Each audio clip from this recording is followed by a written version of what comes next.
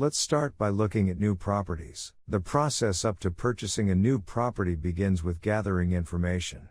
At this stage, please collect information from multiple perspectives. First, there is advertisement information from the seller.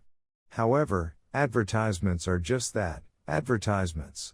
So, third-party evaluations, such as those from a service like ours, and reviewing various resources are important. Then, considering the market price from different angles is also essential. On Sumai-Surfing, price lists by station are available, so those might also be useful. Next, you'll go to view the model room, right? At that time, things like your own needs and budget limits. You will come to understand things like the features of the property and its compatibility with you. This is where you will use your own instincts to make a judgment about whether it feels right or not. After that, you will compare the property in units. You will be comparing it with other properties and comparing units within the same building. I'd like you to consider the compatibility by looking at both new and used properties, especially the used ones in the surrounding area. It's also important to understand that this kind of property is priced at this level. You might even find yourself thinking, if this is the case, maybe this other option would work just as well. Since the decision to buy happens in an instant, it's better to gather various information in advance. This means comparing new and used properties. From there, you move on to the purchase application lottery. You document your intention to buy the desired unit, and the seller uses a lottery to select buyers. So, you must submit this in writing. At that point, you should have decided which unit to purchase. Once you do that, all that's left is the lottery. Nowadays, lotteries don't occur as often as they used to. It's fortunate when there is just a 1-to-1 ratio. So, for popular properties, there may be a high applicant to unit ratio, and in that case, what you need to do is emphasize that you are able and willing to buy. Next, after the contract is finalized, there is a contract signing and explanation of important matters. The down payment is made, and in principle, if you cancel after this, the down payment is forfeited. So, deciding to buy means going through with the contract. During the explanation of important matters, you should listen carefully. It is essential to understand which areas are key points for checking. After that, you proceed with the final approval of the mortgage loan. From the signing to the interior inspection and final settlement, there is usually a gap of time for new properties. There are things you shouldn't do during this period, which I will explain later. As your move-in date approaches, you'll go through the final mortgage approval.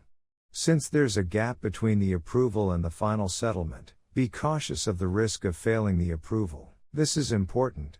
I'll explain it again later. If you fail this, it's pointless. You're planning to buy, but it would mean you can't actually proceed with the purchase. I'll explain what you need to pay attention to in order to avoid this kind of situation. Next, there's an interior inspection and a move-in orientation.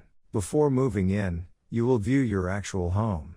You will also be informed about forming a management association for move-in. You check the completed unit's condition and, with an "Okay, I understand" response, proceed. You would have made a 10% down payment by now, and the remaining balance will be paid through a mortgage loan and drawn from your account. At that time, all payments, including miscellaneous expenses, are completed, the ownership transfers, and the move-in process begins.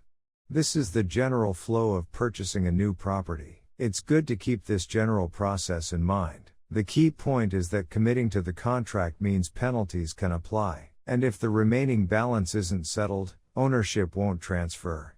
This is a crucial point to note. Next, let's talk about used properties.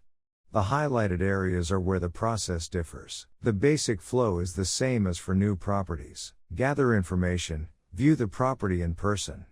For used properties, you get to see the actual unit. Since you're actually seeing the real thing, it's essential to understand your needs through all 5 senses. Especially now that the property is completed. It becomes necessary for you to grasp that. After comparing, the next step is to submit a purchase offer.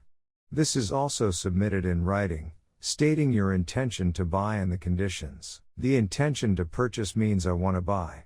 As for the conditions, That refers to the purchase price. For example, if you make an offer below the asking price, you might offer 47 million yen for a 50 million yen property. This indicates a willingness to buy at that price, an intention with conditional terms. Also, confirm the handover timing. You specify the desired handover date.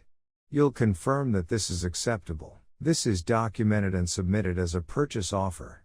The explanation of important matters, contract, and final mortgage approval are the same as for new properties. However, with used properties, you might consider whether to renovate. If you decide to renovate, you'll check the completed state of the renovations. Afterward, you settle the remaining balance and take possession of the property.